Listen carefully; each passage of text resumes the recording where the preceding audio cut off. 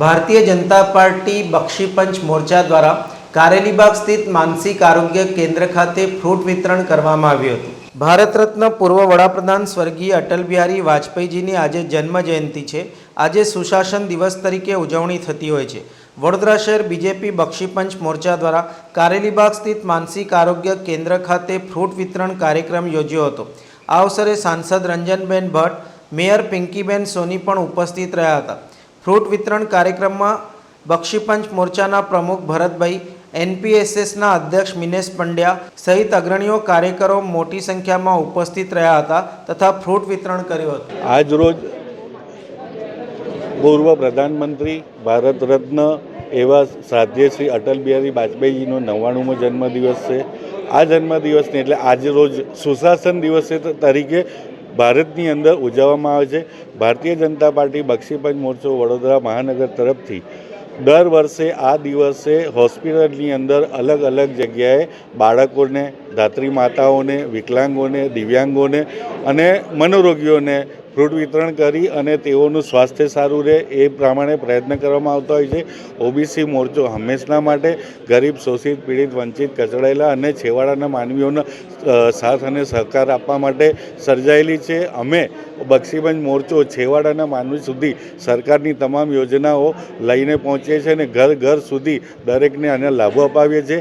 આજે આ વસ્તુ એટલા માટે તમને કહી રહ્યો છું કે અટલ બિહારી વાજપેયીજીનો અંત્યોદયની યોજના કે જે વીર સાવરકરજીએ આપી હતી એ ફળીભૂત કરવાને ધ્યાનમાં રાખીને અમે પોતે પણ આજે મનોરોગીઓ પાસે આવી અને આ કાર્યક્રમ કર્યો છે. અને અટલ બિહારી વાજપેયીજીને અકલ્પનીય એવું આ મનોરોગીએ આજે ખરેખર એમને સત્સદ નમન કર્યા છે અને હું પણ મારા દિલથી હાર્દિક કોટી કોટી નમન કરું છું. ભારત માતા કી જય, વંદે માતરમ. ભારત રત્ન અને દેશના વડાપ્રધાન શ્રી અટલ બિહારી વાજપેયીજીના આજે જન્મ જયંતિ નિમિત્તે વડોદરા શહેર ભારતીય જનતા પાર્ટી બક્ષીપંચ મોરચા દ્વારા આજે વડોદરામાં આવેલી મેન્ટલ હોસ્પિટલ અને એમાં રહેતા કંઈ ને કંઈ કારણોસર પોતાના મગજની સમતુલા ગુમાવનાર દર્દી એમને ફ્રૂટ વિતરણ કરવાનો આજનો આ ભારતીય જનતા પાર્ટી તરફથી કાર્યક્રમ રાખવામાં આવ્યો છે. ખૂબ એક થાય કે પોતે મેન્ટલી અસ્વસ્થ છે છતાંય પોતે સરસ મજાનું ગીત પણ ગાઈ શકે છે, યોગનું શ્લોક પણ બોલી શકે છે.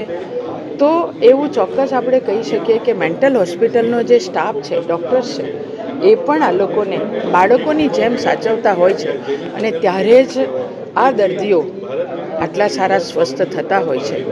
આજના દિવસે અટલજીને પણ નમન, વંદન અને ભારતીય જનતા પાર્ટીની મારી ટીમ, ચૂંટાયેલા પ્રતિનિધિ સંગઠનની ટીમ, અમારા શહેરના મહામંત્રી રાકેશભાઈ, સત્યનભાઈ, બક્ષીપંચ મોરચાના શહેરના અધ્યક્ષ ભરતભાઈ અને આખી ટીમ દ્વારા જે આખો દિવસ સેવાકીય કાર્યની આજે એ લોકોએ સેવા કરી છે, સૌને ખૂબ ખૂબ અભિનંદન, ખૂબ ખૂબ શુભેચ્છા પાઠવું છું. ધન્યવાદ. સમાચારોના સતત અપડેટ મેળવવા માટે લોકમત ન્યૂઝને યુટ્યુબ ઉપર સબસ્ક્રાઇબ કરો, બેલ આઇકોન દબાવો અને અમારી સાથે જોડાયેલ રહો ફેસબુક, ઇન્સ્ટાગ્રામ અને ટ્વિટર ઉપર.